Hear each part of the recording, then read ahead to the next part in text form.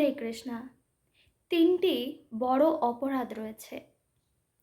প্রথম বৈষ্ণব অপরাধ, দ্বিতীয় আত্মহত্যা করা এবং তৃতীয় হলো একাদশীর দিন অন্ন গ্রহণ করা। একাদশীর ব্রত হলো সকল ব্রতের মধ্যে শ্রেষ্ঠ ব্রত। আর এই একাদশী ব্রত যারা পালন করে না তাদের বারবার 84 লক্ষ যোনিতে ভ্রমণ করতে হয়।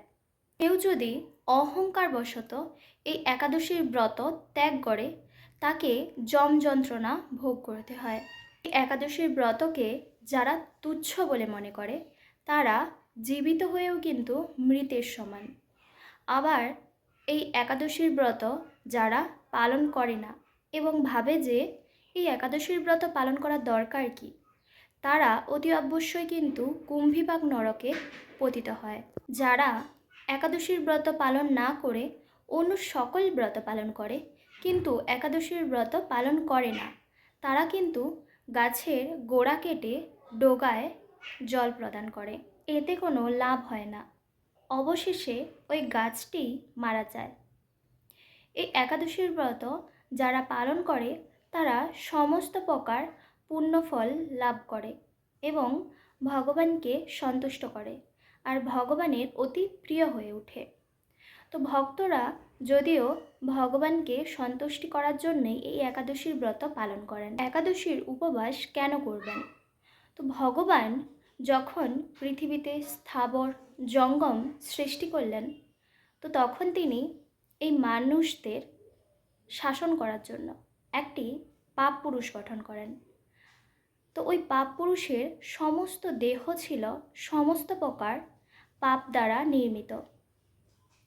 তো ওই পাপ পুরুষের ভয়ঙ্কর রূপ দেখে ভগবান পর্যন্ত ভীত হন।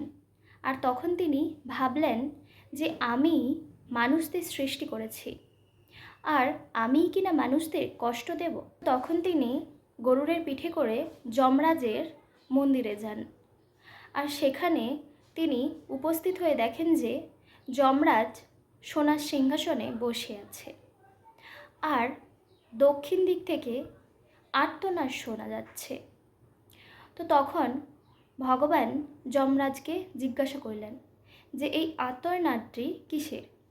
তো তখন যমরাজ বলছে যে মানুষ নিজ কর্মদোষে বিভিন্ন প্রকার খারাপ কাজ করছে আর তার শাস্তি পাচ্ছে।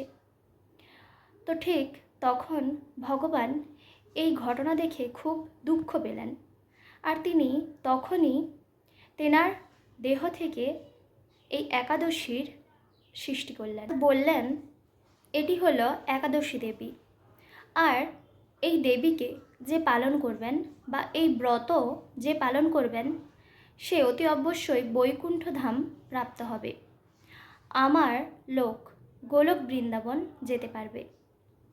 আর যে এই একাদশীর দিন পঞ্চশস্য গ্রহণ করবে সে কিন্তু অবশ্যই পাপ গ্রহণ করবে, কারণ এই দিন পাপ পুরুষ এই পঞ্চশস্যতে থাকবে। আর এই দিন যারা এই সমস্ত পঞ্চশস্য গ্রহণ করবে তারা পাপ ভক্ষণ করবে। তাই সকলেই এই একাদশীর দিন পঞ্চশস্য বর্জন করবেন এবং এই একাদশীর দিন একাদশীর ব্রত পালন করবেন, ভগবানকে সন্তুষ্ট করবেন এবং নিজে বৈকুণ্ঠ যাবার রাস্তা প্রশস্ত করবেন।